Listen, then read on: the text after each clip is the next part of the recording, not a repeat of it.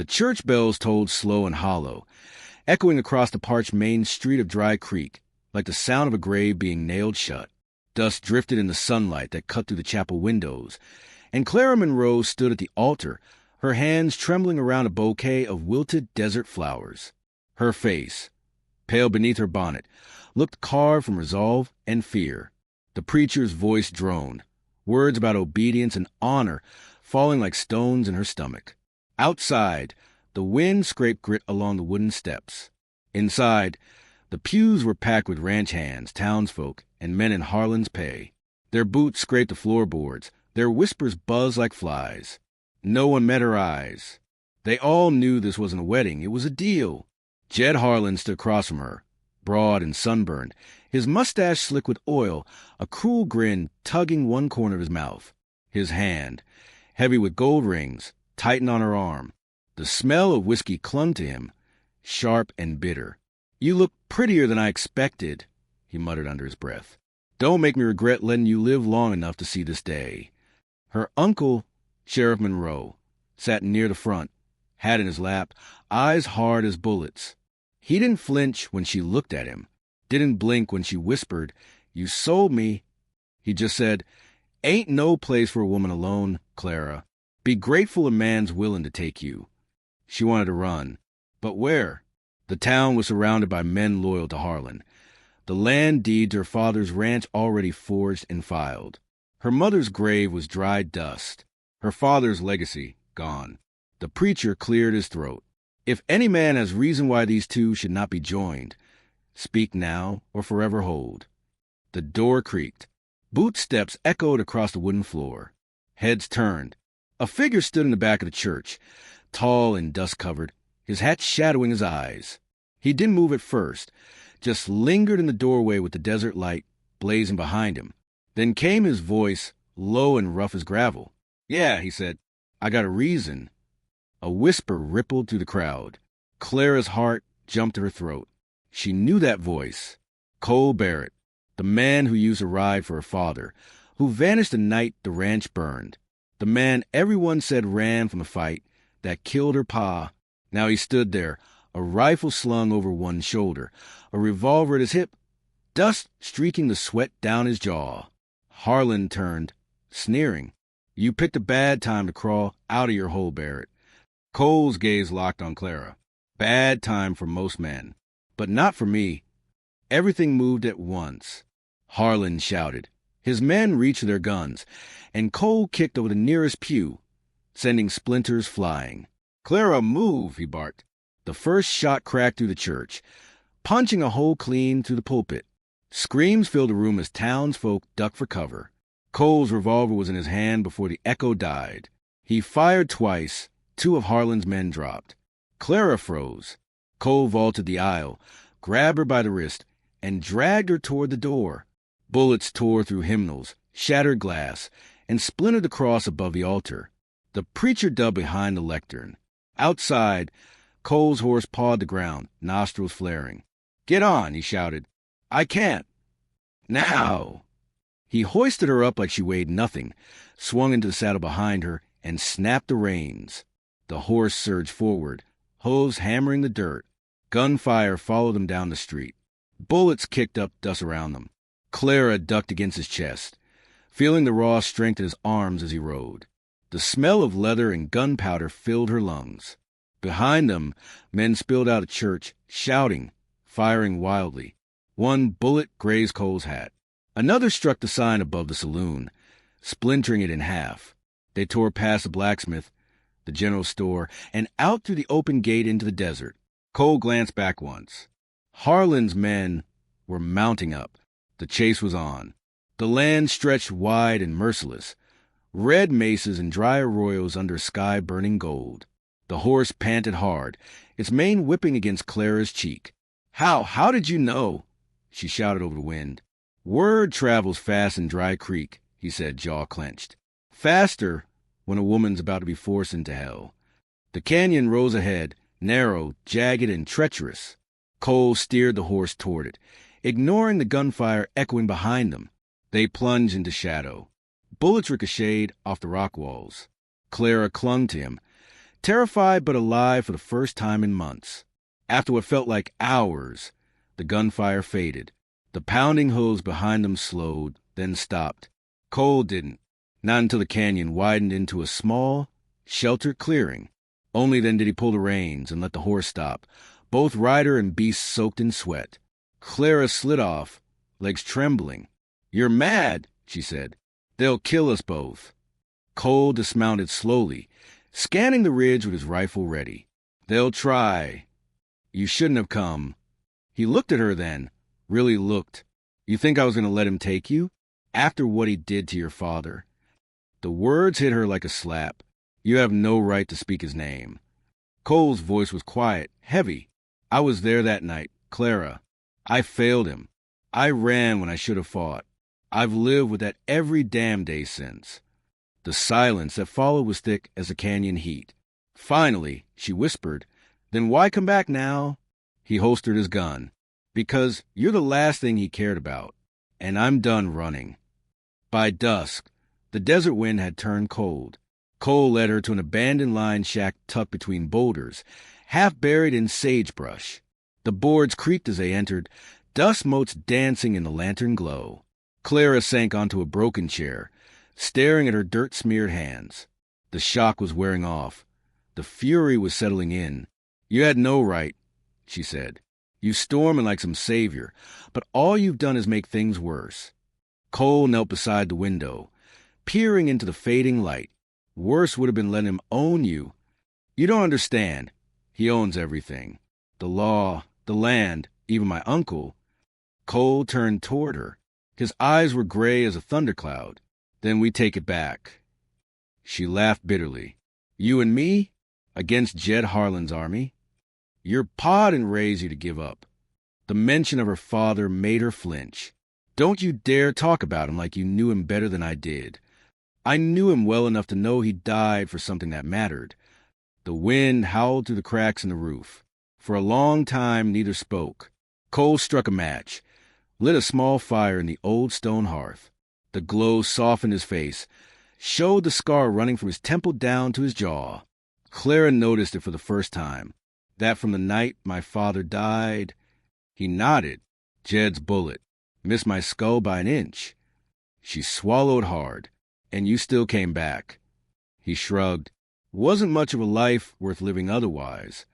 They ate cold beans from a tin, the silence between them uneasy but alive. The fire crackled. Outside, the coyotes howled. Then, faintly, came another sound, the distant thud of hooves. Cole froze. He doused the lantern. "They're close." Clara's breath caught. "You said we lost them." "I said we bought some time." He grabbed his rifle, moved to the window. The night was ink-black, moonless. He could see shadows moving along the ridge. "How many?" she whispered. "Too many." He turned to her. "Listen to me. If they find us, you don't hesitate. There's a back door that leads down the ravine. You run and don't stop. I'm not leaving you." His voice hardened. That wasn't a request. Her hands trembled as she loaded the pistol he handed her. It felt wrong, cold and heavy in her grip. Outside, voices drifted closer, men cursing, boots crunching gravel. A lantern flickered through the darkness. Cole crouched near the door, breathing slow. His face was all steel now, the soldier's mask of a man who'd already accepted death once. She whispered, "What if they kill you?" He smiled faintly. "Then I'll die doing one thing right." The first gunshot shattered the window.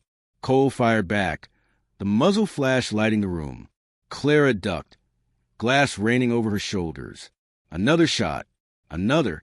The air filled with the sting of powder and smoke. Cole moved like a shadow, firing, reloading, firing again. One man fell outside with a yell. Another tried to rush the door. Cole's bullet stopped him cold. Clara pressed her back to the wall, clutching the pistol, heart hammering. Then silence. Cole waited. The silence stretched. He motioned her toward the back door. "Go." But before she could move, a voice called from the dark. "You think you can hide her, Barrett? She's Harlan's now. And you, well, you're already a dead man." Cole's jaw tightened. He whispered, They'll keep coming. Then what do we do? He glanced out at the desert, his eyes hardening. We ride at first light. East. There's someone at Fort Laramie owes me a favor. Maybe enough to end this. She didn't know whether to trust him, but when she looked into his eyes, she saw something steadier than hope, something that might just keep her alive. As the fire died, they sat in silence, the night heavy with danger and unspoken truths. Clara stared into the embers. You really mean to fight them all? He nodded slowly. If that's what it takes. Outside, the wind shifted, the smell of smoke on it, not from their fire. Clara's eyes widened. Cold ridge. He saw it too. Torches. Dozens of them. He stood, chamber round, and said softly, They found us. Dawn cracked open the horizon like a rifle shot, spilling gold light across the red cliffs of the canyon. The air was sharp, dry, and still heavy with smoke from the fire that had forced them out. Cole Barrett rode ahead, his horse snorting steam in the cold morning air, Clara clinging behind him, her skirt torn and hands raw from gripping the saddle horn. The sound of pursuit echoed faintly through the canyon walls. Hooves pounding, men shouting. Harlan's riders were close, closer than either dared to admit. Hold on, Cole muttered, tightening the reins. His voice was steady, but his jaw was tight. The trail narrowed, zigzagging between towering cliffs the color of rusted blood. The horse stumbled on loose shale, sending stones clattering into the ravine below. Clara dared to look over her shoulder. The dust plume behind them was growing. They're gaining, she said. Not for long. He dug his spurs in, the horse lunging forward. The wind tore at her hair, whipping it loose from its pins. Her heart pounded in her throat. Around them, the canyon seemed alive. The cliffs rang with every echo, every hoofbeat bouncing back like thunder. Gunfire cracked. A bullet screamed past her ear, chipping stone from a wall. Cole yanked the reins hard, veering left into a narrow side pass. Duck! They rode low under an overhang, bullets sparking against rock above their heads. The air was thick with dust and gunpowder. Clara tasted blood from biting her lip, but said nothing. The canyon split ahead. One path led upward, steep and exposed. The other wound into shadow. Cole hesitated only a second before steering into the dark. Trust me? He asked over his shoulder. She swallowed hard. I don't know. Good. Keep it that way. The path narrowed until branches scraped her shoulders. The horse's hooves slipped on gravel, the sound of the chase fading behind them. Then came silence, broken only by the rhythmic breathing of the horse and the distant cry of a hawk overhead. Cole slowed, scanning the ridge. His hat was torn, his face streaked with dirt. They'll circle east. We got an hour at best. She slid from the saddle, her legs trembling. You ride like you're running from the devil himself. He looked at her, eyes cold and gray as winter rain. Ain't running from him. I'm leading him away. Clara's voice softened. You could have left me there. Why didn't you? Cole didn't answer. He just looked past her, toward the rising sun bleeding over the cliffs. The silence said what he wouldn't. He'd already lost too much to walk away again. By midday, the sun burned white and merciless overhead. The air shimmered with heat. Cole led the horse along a dry creek bed until the sound of rushing water reached them. Faint but steady. They followed it through a stand of cottonwoods until the trees opened to reveal a narrow waterfall spilling over black stone. Behind it, hidden in the spray, was a dark hollow in the cliff. Cole dismounted. We'll hole up here till nightfall. Clara hesitated at the entrance, peering into the cool darkness. You're sure no one will find us? He touched the wet rock, eyes scanning the tree-line. Only thing out here is coyotes and ghosts. She managed a weak smile. You believe in ghosts, Mr. Barrett? I've made enough of them to know they believe in me. Inside, the air was damp and cold. Water dripped steadily from the ceiling.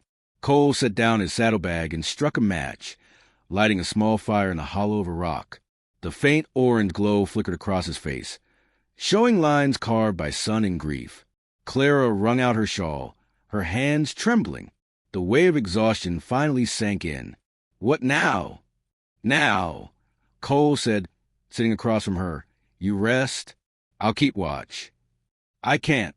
Every time I close my eyes, I see them. The guns. The smoke. He stared into the fire. You'll have to learn to see past it. The West doesn't forgive weakness. I'm not weak, she said sharply. I just don't want to die out here. His voice softened, rough but sincere. Then you won't. Not while I've got breath left. They sat in silence a while, the waterfall masking the world outside. Clara studied him. The way his eyes never stopped moving, the tension in his shoulders, the faint scar above his brow. He wasn't a hero from the dime novels. He was scarred, haunted, human. She finally asked, Why'd you leave my father's ranch that night? Cole's jaw clenched. You don't want the truth. I do. He exhaled slow. Your pa trusted me to guard the north fence. Harlan came at night, more men than we could count. Your father told me to take your mother and you to safety. But I didn't. I fought instead. By the time I realized we were outnumbered, it was too late. I made it out. He didn't. Her voice trembled. So you ran. I bled, Clara. That's different. Silence fell heavy. The fire crackled between them, soft and low. Outside, the waterfall roared like distant thunder. She looked away, eyes glistening. My father always said you were stubborn as a mule. A ghost of a smile touched his lips. He wasn't wrong. Later, as dusk crept over the canyon, Cole cleaned his revolver by firelight while Clara dozed against the wall. He glanced at her, the way her face softened in sleep, the dirt smudged across her cheek. She looked breakable, but he knew better. The desert didn't let breakable things live long. Then he heard it, a faint rustle beyond the falls. He moved silently, peering through the sheet of water. In the dim light, he caught movement, 3 riders dismounting near the creek. Harlan's men. Cole cursed under his breath. He turned to Clara and touched her shoulder. Wake up. Don't make a sound. She blinked, disoriented. What is it? They found us. The first shot shattered the waterfall's serenity. Cole fired back, the muzzle flash lighting the cave. The sound was deafening, echoing off the stone walls. Clara pressed herself against the rock, heart pounding, as water and smoke mingled in the air. Stay low, Cole shouted. She crawled behind a boulder, clutching the pistol he'd given her. Through the waterfall's veil, she saw flashes of light, gunfire, men shouting. Cole moved like lightning, firing from cover, his silhouette framed against the waterfall's glow. 2 riders fell before the others pulled back, shouting orders. Then came silence again. Clara could hear her own heartbeat. Cole's voice was steady. They'll come again. We've got minutes. Her hands shook as she reloaded the pistol. You can't fight them all. Watch me. Then the next wave came. 5 men this time, splashing into the creek, yelling as they fired. The air filled with smoke and dust. Cole dropped one. Then another, a bullet grazed his shoulder, spinning him back. Cole, I'm fine, he grunted, wiping blood from his arm. Keep your head down. One man crept along the rock wall, close enough for Clara to see his eyes through the mist. Her throat tightened. He raised his gun. She fired first. The recoil slammed through her wrist. The man fell hard, disappearing into the water below. Her ears rang. She stared at her shaking hands, horrified and exhilarated all at once. Cole glanced over, eyes sharp but not unkind. You just saved my life. Tears stung her eyes. I didn't mean to. Yes, you did. He grabbed her shoulder. And don't ever apologize for it. When the last shot faded, the canyon went still again. The air stank of gunpowder and blood. Cole slumped against the wall, breathing hard. They'll regroup, he said. We can't stay. She looked at his wound, blood seeping through his sleeve. You need to rest. I'll rest when you're safe. He winced as she tore a strip from her dress and pressed it against his arm. You're going to bleed out if you keep playing the hero. Then you better keep patching me up. A faint smile ghosted across her lips despite the fear. You think this is funny? Only thing keeping me alive right now. By the time the sun dipped low, they'd made their way out of the cave and down the creek bed. Cole staggered but kept moving. One hand pressed his arm. Clara walked beside him, supporting his weight when he faltered. After an hour, they found an old telegraph station, half-burned, abandoned, its roof caved in. Cole kicked the door open and limped inside. "Stay here," he said. "There's a wire still hanging. Might be able to reach Fort Laramie." She watched him fiddle with the telegraph key, tapping out a message with blood-slicked fingers. The rhythm was slow, halting, desperate. Finally, he stopped and exhaled. Message sent. To who? An old friend. If he gets it, we'll have help by tomorrow. She nodded, though she wasn't sure she believed it. The place felt cursed, half dead, soaked in the ghosts of travelers who'd never made it west. As Cole leaned against the wall, pale from blood loss, Clara knelt beside him. "Why do you keep doing this?" He looked at her, eyes clouded with pain. "Because I couldn't save your father. But maybe I can save you." She shook her head. "You think that's what this is? Redemption? Call it what you want. You don't even know me anymore." He smiled faintly. "Sure I do.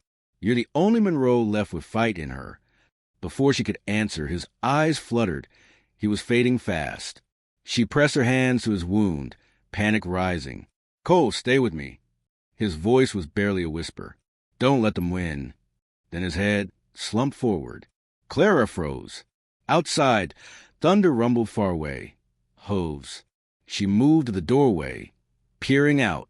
In the fading light, a dozen riders approached, torches flickering. Her stomach twisted. Harlan's men had found them again. She turned back to Cole, unconscious but breathing. The telegraph key still clicked faintly, an unfinished message. She touched it with trembling fingers and whispered, "Please, someone hear us." The wind howled through the broken roof, carrying the sound of distant riders and the promise of blood. Clara squared her shoulders, gripping Cole's revolver. She'd been hunted long enough. The storm had broken, but the sky still boiled with leftover thunder. Dust rose behind Cole's horse like smoke, streaking the horizon in shades of copper and blood. The wind bit at his face, carrying the scent of sage, sweat, and gunpowder. He didn't feel the pain in his shoulder anymore, only the fire in his chest. Sarah's face haunted every heartbeat. He rode like a man chased by his own ghosts. The trail to Dry Creek Gorge twisted through badlands, cliffs steep as death, and valleys that swallowed sound. Somewhere ahead, they were forcing her, dragging her to a preacher she didn't want, guarded by men who thought her spirit could be broken like a wild mare. Not her, not Sarah. He spurred his horse harder. The echo of hooves grew louder. Behind him, two riders broke through the haze, Redden's men. He didn't look back. A bullet whined past his ear, tearing through the brim of his hat. Cole ducked low, jaw clenched, teeth gritting against the sting of wind and grit. Another shot cracked. His horse screamed, stumbling for half a heartbeat before catching itself. Cole twisted in the saddle and fired once, then twice. One rider toppled. His scream lost the thunder of hooves. The second one kept coming. Cole reloaded on the gallop, sweat pouring down his neck. The canyon walls drew closer, shadows swallowing the trail.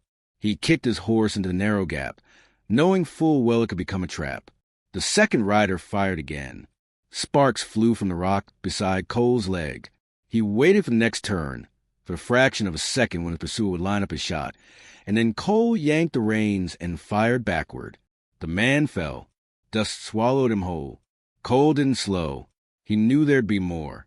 By the time he reached the rim of Dry Creek Gorge, the sun was sinking low and red, casting long bars of light across the land. Below, through the haze, he saw them, a line of wagons, 6 horses, 10 men. Sarah, tied and pale as bone, sat in one of the wagons, her wrists bound, a white dress torn and dust-streaked. His heart stopped cold. The men were waiting for the preacher. Redden wasn't there yet, but he would be. Cole dismounted and crouched by the edge of the ridge, pulling his rifle free. He counted the wind, judged the range. One bullet could start it. One could end it. He steadied the barrel, lined up the shot on the man holding Sarah's arm. He exhaled, slow, calm. The rifle cracked. The man dropped. Chaos erupted below. Sarah screamed his name. Cole! It was the first time he'd heard her voice in days. It tore through him like lightning through dry wood.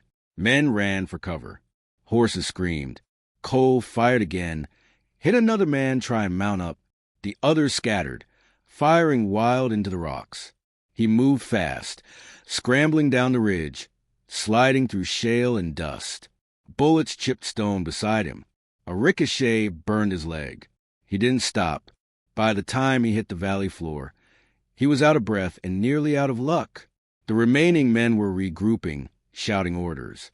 He dropped behind a fallen wagon, reloaded, and peeked through the spokes. Cole, she cried again. Stay down, he shouted back. He took out the two men running toward her. The third shot his way, missed by inches. Cole rolled, came up firing, and the man fell forward, eyes wide with disbelief. Then came the sound that froze him, the heavy drumming of hooves from the north. Ridden, the bastard had arrived. He rode with 6 new men, rifles raised, eyes burning like hellfire. Cole Mason! Ridden roared, his voice echoing through the gorge. You made a mistake coming here. Cole stepped out from behind the wagon, rifle still smoking.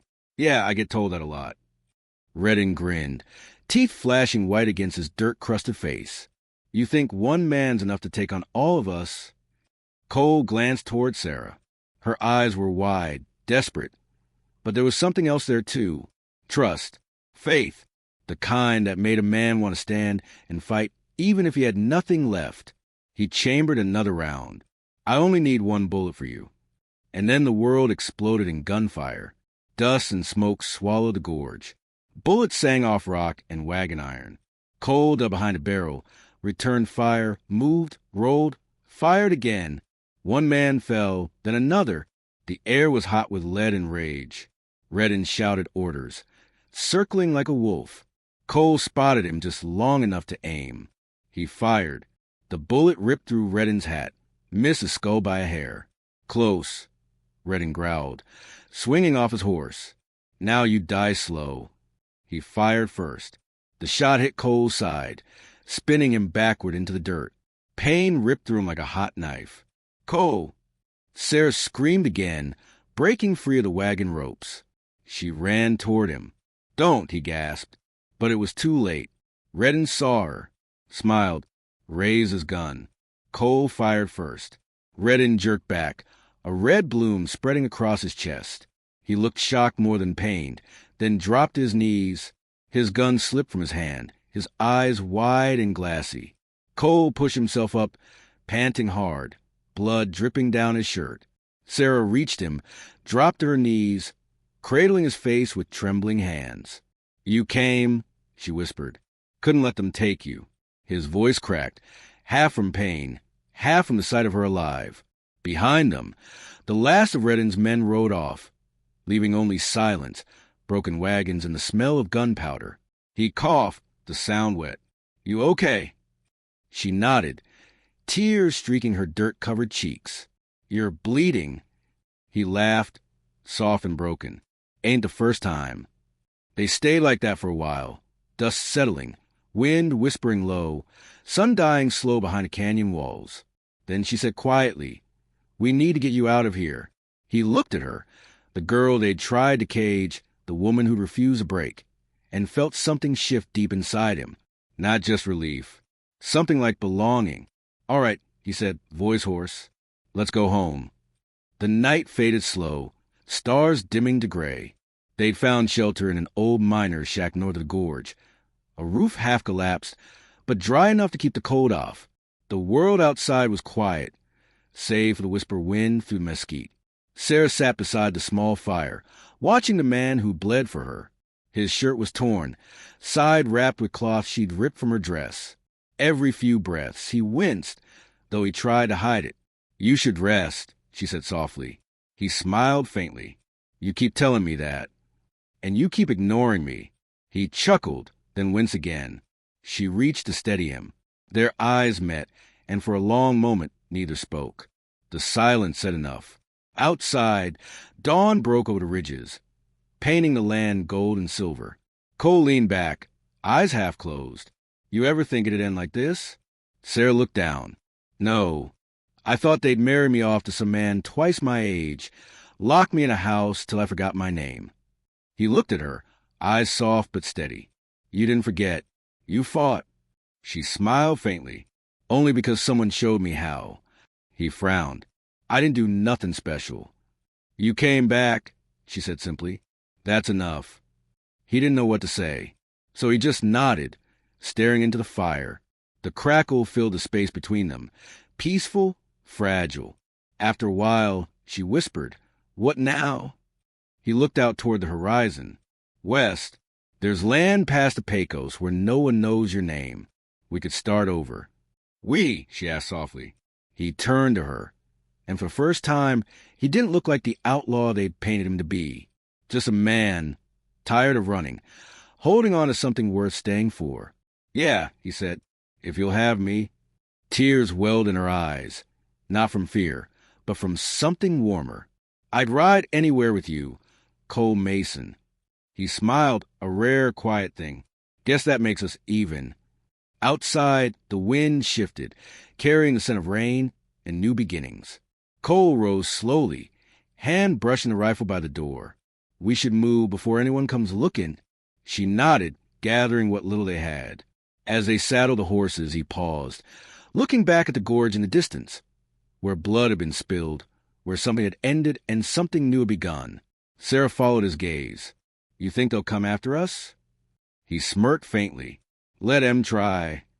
Then they rode out together into the sunrise, two silhouettes against the endless west, their shadows long and sure. And as the land swallowed them, the wind carried a whisper that might have been his thought or hers or the land's itself. Sometimes freedom ain't given. It's taken back, bullet by bullet, mile by mile.